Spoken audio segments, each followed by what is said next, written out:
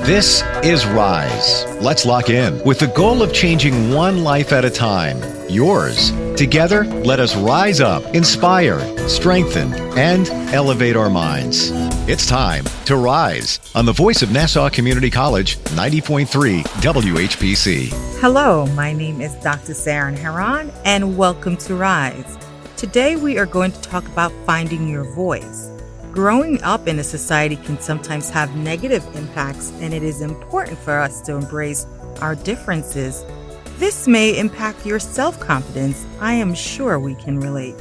My guest today is Atracia Graham, attended Hudson Valley Community College, obtained her associate's degree, went to SUNY Oneonta, obtained her psychology bachelor's, and later obtained her master's at Sage Graduate School in Professional School Counseling in New York. Her current position is with the New York State Office of Temporary and Disability Assistance, working as a Policy Liaison. She is here to speak about building her confidence, her experiences, and how today she has overcome society and now ensures she motivates and encourages others while ensuring families obtain benefits that are available to them. Atracia Graham, welcome to Rise here on the voice of Nassau Community College, 90.3 WHPC. Hello. Thank you so much. It's a pleasure to be here. So tell us about yourself, your career, and degrees you hold. Well, I am a proud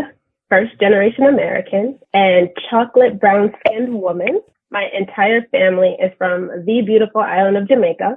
I was born and raised in the capital region of New York State, which I'm also very proud of. All of my education was received in New York. Like you said, I do have an advanced associate degree in human services, as well as a Bachelor of Science degree in psychology and a Master of Science degree in professional school counseling. I'm also a licensed chaplain through the Good Samaritan International Chaplain Association, which is founded in the Bronx, New York. I am currently working for the New York State Office of Temporary and Disability Assistance as a Policy Liaison, which is a job that I love. More about myself, I love coffee in my mornings and tea at night. I love the feeling of the sun on my skin. And my favorite view is the back of my eyelids because I love rest. Wonderful. Share with us your experience while growing up in the school system in New York. My experiences in the school system built my character and transformed my life. I think many people can say that because school naturally plays a significant role in how we interact with others and how we build and maintain relationships, or at least learn how to do so. Our first teachers are the adults who are present in our early and formative years. So for me, that was my parents, uncles, aunts, adult cousins, etc. So when I started to attend school, I experienced a little culture shock. I learned that the way that I spoke was different from my teachers and the students. My everyday way of life was different. The food that I carried to school for lunch was different. And even the terms that I regularly used to describe the accessories in my hair were different. It felt like I was being exposed to a different world, but I wasn't intimidated by it. I had decided from a very early age, before I could even spell college or university, that is where I was headed. So the idea of school and education was attractive to me. I was always nervous and anxious, which I think is natural whenever encountering something new, but I was still very excited to explore and engage. What were some negative experiences that you encountered? At a young age, I felt like I was constantly corrected or told by my teachers that they didn't understand what I was saying. From my perspective, I was speaking plain English and I understood them just fine, but I felt like there wasn't much effort placed into trying to understand me. It would be little things like the way I pronounced certain words because I guess I had a slight accent as a child, or words that are not necessarily incorrect, but just culturally different. Just to give some examples of what I mean is what we would call in America an avocado. As a child, I knew that to be a pear. What kids would call knockers and barrettes and like a little girl's hair, I had always known those to be called bubbles and clips. what they would call like a tank top, when you would wear a tank top. To me, that was a marina. So just little things like that. After a while of just being corrected and always feeling like I was saying something wrong, I just felt shut down, which in turn caused me to shut down. So the being directly or indirectly told that I was different and with a negative undertone, it just caused me to feel alienated and rejected. It seemed like I started school as a confident girl, and then year after year, my confidence would gradually reduce, and I just became unsure of myself all the time. I didn't know how to express that to my parents at a young age. I just didn't have the language to articulate what I was going through. Who would at a young age? So I dealt with it internally, and ultimately it changed my personality. Although the negative experiences caused me to become a bit insecure and withdrawn, it also caused me to become more introspective, and I believe shaped my now introverted personality. Any particular experience that stood out, and how did you begin to find your voice? Oh my goodness, yes. There is one particular experience that happened in the first grade that I have never forgotten. I was about 6 years old. My teacher would have us start our day by journaling, and I loved that activity. I enjoyed exploring the world through reading and expressing myself through writing. My teacher at the time would ask for volunteers to stand up and read our journal entries. She loved to bring her typewriter from home and transcribe our journal entries as we read out loud. I love the sound of that typewriter and seeing other kids' thoughts and words typed on the paper. So I volunteered one day, and apparently she had trouble understanding some of the things that I shared with the class that to me were normal in my everyday life. So she just questioned me in front of everyone, told me she didn't understand some of the things that I was saying, and even went as far as shaking her head and spamming me away with her hand. And I just remember I sat down feeling really humiliated and ashamed and just regretful for volunteering to share.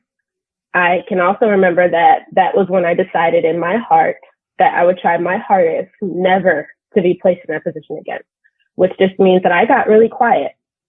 That was a negative experience, and I have had multiple other negative experiences, but thankfully my experiences in school growing up were not always negative. I can distinctly remember an experience in the 9th grade where a teacher, who is now a phenomenal principal, really challenged me. As I did every year since middle school, I would find a seat in the back corner of the classroom that was closest to the door. And that seat would be my seat for the rest of the school year, every year. It was always the perfect spot for me to fall under the teacher's radar and spare myself any potential humiliation. And it was close enough to the exit so that I could slip right out without anyone really noticing me. And I decided that I would complete all of my assignments, participate as minimally as possible, and if I had to, I would answer or respond however I knew they wanted me to answer or respond. I would kind of observe and analyze my teachers and succumb to their expectations just to blend in. Well, this one teacher cared so much that he actually observed and analyzed me and challenged me accordingly. He would ask a question, and I remember several hands would be in the air, but he would always find me and call on me, and I hated that. He took pleasure in pulling me out of my comfort zone. So one day, I completed an assignment and wrote it from the perspective that I believed fit his expectations. He gave me a failing grade, and I was floored. I thought I did an awesome job on that paper, so naturally the failing grade was baffling. I usually would avoid him after class, but I confronted him about the paper after class, and it turns out that was actually his way of getting me to approach him. And he told me that I wrote what he wanted me to hear, but he wanted to know my opinion, and he wanted to hear my voice.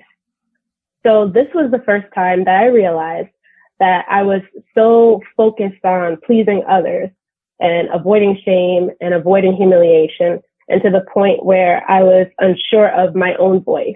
I rewrote the paper. He gave me an A. I walked away from the class in school year, still a little unsure about myself, but it was the first time that I realized that I really didn't know who I was, and there was a need to find my voice. You are listening to Rise on the Voice of Nassau Community College 90.3 WHPC. My name is Dr. Saran Heron, and today we're talking to Atracia Graham, attended Hudson Valley Community College, obtained her associate's degree, went to SUNY Oneonta, obtained her psychology bachelor's, and later obtained her master's at Sage Graduate School in Professional School Counseling in New York. Her current position is with the New York State Office of Temporary Disability Assistance, working as a policy liaison. Tell us about your experiences while in college. I was excited about college. Like I said, it was a dream of mine since before I could even really spell it. A family member who would take care of me and my younger brother while my parents were at work would regularly watch a show called A Different World, which was a spinoff of The Cosby Show and took place at a historically Black college. When I was supposed to be playing or doing something, I would sneak off and watch it while she was watching it. And that show kind of inspired me to want to go to college. So preparing for college was exciting.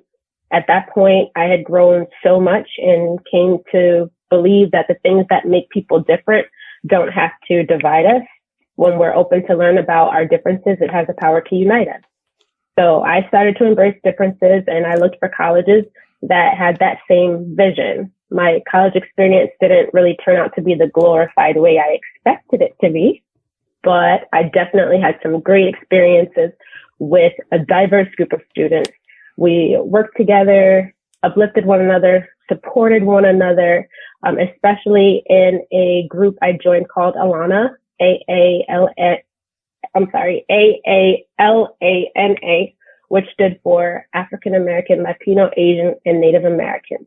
It was a really helpful group for me in college because I was able to meet people who shared some of the same experiences I did. It's been over 10 years and I still have some of those relationships. How did you stay motivated as you encountered different negative behaviors from your teachers? I definitely had some teachers that made me wonder why they chose the educational field for a career, because they seem to put more effort into weeding students out rather than building them up. Because I didn't have much confidence in myself, I was always anxious that I would be one of those who would be weeded out. However, I stayed motivated by reminding myself that this was a temporary situation. I knew that life would go beyond school, beyond college, and this was just a moment in time that I had to walk through. That all of this, including the negativity, were going to help me achieve my ultimate goal. Did some of the things hurt my feelings? Absolutely. But just telling myself that it was a temporary situation that I was enduring for the time being, and telling myself that I'm coming out of this and that I may not ever have to see these people again after graduation really helped me push through. I just knew that life would go on beyond school. What I did not know was that even though I truly have not had to see any of the teachers or professors who demonstrated negative attitudes and behaviors towards me again, I would have to see those negative attitudes and behaviors again and again while working and interacting with others in various settings, which just goes to show that sometimes the negative things we go through help us to acquire new skills for things to come. What are some factors personally that you think affected your self-confidence? One thing about being a first-generation American is that no one in my family had any experience with the process of applying or preparing for college. That's being a first-generation American and first generation to go to college. So my younger siblings and some cousins and even some friends learned from my experiences. So I didn't think about things like looking for a hair salon in the area that knew how to care for my hair or style my hair when I was making my decision about which college to attend. I received a couple of offers and chose what I thought was best based on my academic goals and economic status. I didn't give much thought to the demographics of the area surrounding the college or anything like that. I also didn't think about beauty supply stores or stores that would have what I needed for both my hair and skincare. So I ended up having to figure out how to take care of my hair and skin without essential supplies. And that is something that I apparently took for granted because they were easily accessible to me back home. This was a time in my life when the natural hair movement was beginning to rise. So a friend of mine who happened to be attending another college about 2 hours away from me, we both decided to embark on a natural hair journey together. We just stopped putting relaxers in our hair, which I couldn't get in the community where I was staying anyway. And we would just allow our natural hair to grow out. It was challenging. I realized that being accepted by others despite cultural differences was a big deal for me growing up. But a hard truth that was coming up that I didn't know existed in myself is whether I even accepted myself. I can remember looking in the mirror and my self-confidence was really down when I looked at my hair, my skin, contemplating my shoe size, and just looking at all of what I consider to be imperfections. Reality TV and social media were also on the rise, which triggered a culture of comparison and just caused me to look at myself differently in terms of what society promotes as the standard of beauty and the standard for social norms. Those things affected my self-confidence. Another thing that affected my self-confidence were some of the competitive attitudes of students and the condescending tones of professors and educators. So I struggled with imposter syndrome, feeling like the experience of going to college and obtaining a degree was what I always wanted. But did I really belong? Was I worthy? Could I really be successful? There were other people in the same degree program as I was, preparing to graduate around the same time that I was, pursuing similar career opportunities. And I questioned whether I deserved to even be at the same table with them. I had decent grades and I was far from failing, but I still wondered, did I really fit in and did I really belong? When did you begin to become confident? Any particular story? Yes. So my faith was always grounding for me. I don't know whether I fully understood just how much it kept me grounded before all of these different experiences, just like how I didn't have the essentials for my hair and skin when going away to college. I realized that the things that kept me grounded were also missing. I remember graduating from undergraduate school and I was in graduate school back home on winter break. And when I came to the realization that something was really wrong with me, it was a time when I felt like I somehow hit a rock bottom in my life because I was miserable to the point where I no longer look forward to living.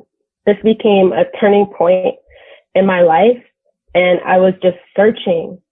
I was invited to a retreat for people who just needed to get away and meditate. So I went to that retreat. It was out in the middle of nowhere. And it was during a session at that retreat where I heard my voice. I heard my voice.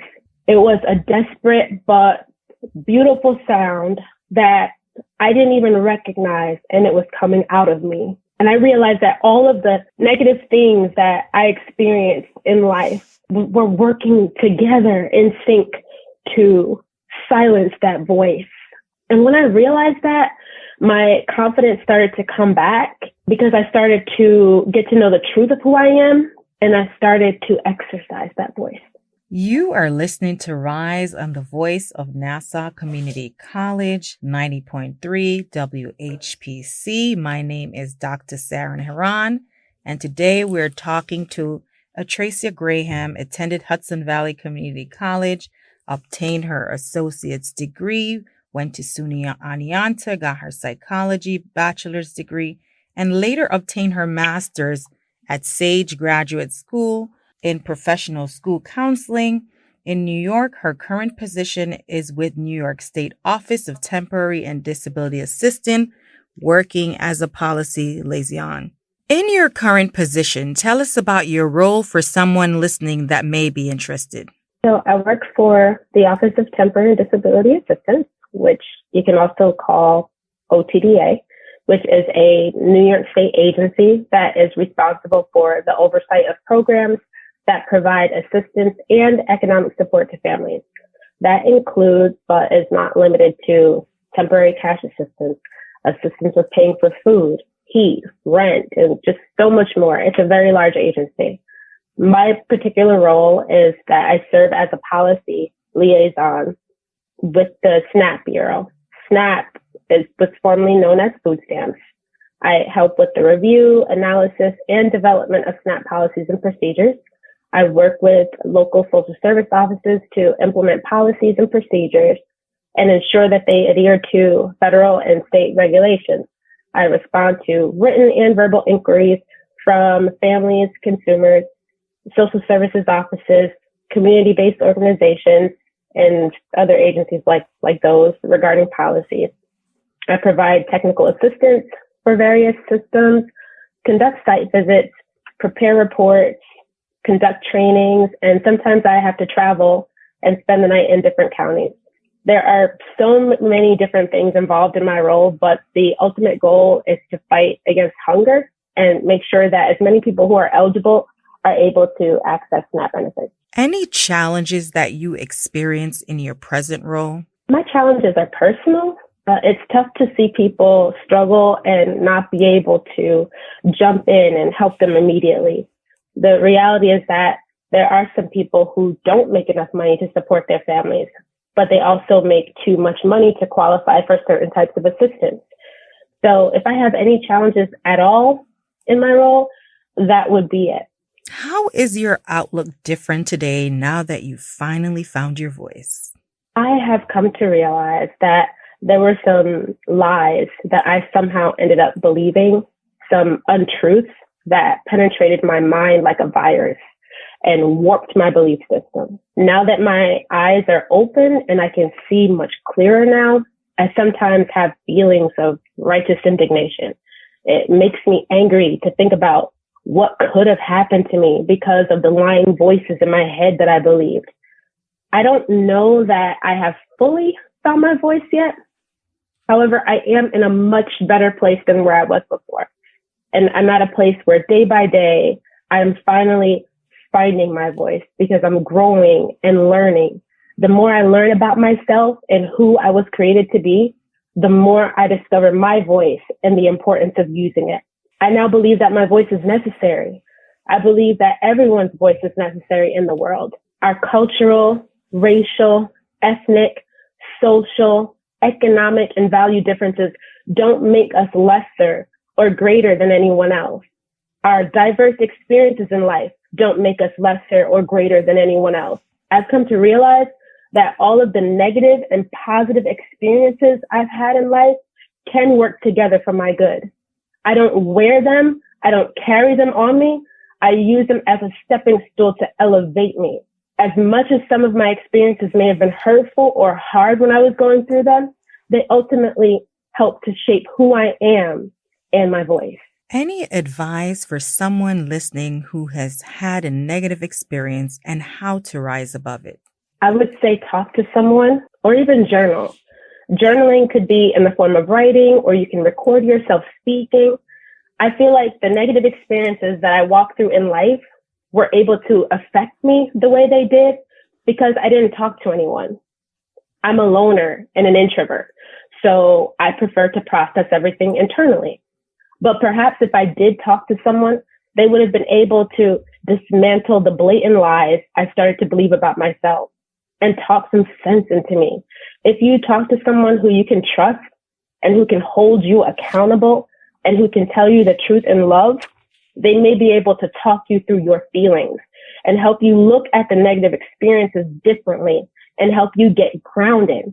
If you're journaling, go back and review what you said or what you wrote. It might surprise you how much your emotions and thoughts can change when you have a clearer mind. Never allow yourself to be completely alone with your negative thoughts. I had love and support in my life, but I just didn't think that I could speak to them. I think that I was ashamed of my thoughts and didn't want anyone to look at me differently. So to someone who's listening, who doesn't have anyone to speak to right now, but may have had experiences similar to mine, I'll tell you what I would tell myself back then. You need to know who you are. This is just a moment in time that you are passing through. And this experience that is weighing on you does not define you. You are loved more than you know, whether you believe it or not. Lift your head up. And I mean that literally. You are not defeated. There is a purpose for your life that is so much bigger than you. And you can absolutely overcome this difficult time in your life. The more muzzled and silenced you feel, the more powerful and significant your voice is.